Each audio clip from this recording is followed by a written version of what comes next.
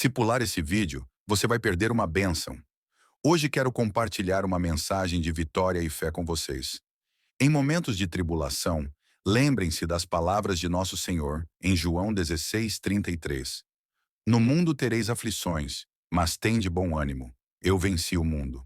A nossa fé é a chave para vencer qualquer batalha. Como Paulo nos ensina em Filipenses 4:13, tudo posso naquele que me fortalece. Quando confiamos em Deus e colocamos nossa esperança nele, somos capacitados a superar qualquer desafio. Portanto, não desanime. Mantenha sua fé firme, pois a vitória já nos foi dada através de Jesus Cristo. Que a paz de Deus, que excede todo entendimento, guarde o vosso coração e a vossa mente em Cristo Jesus. Lembre-se, somos mais que vencedores em Cristo. Que Deus abençoe a todos vocês. Amém.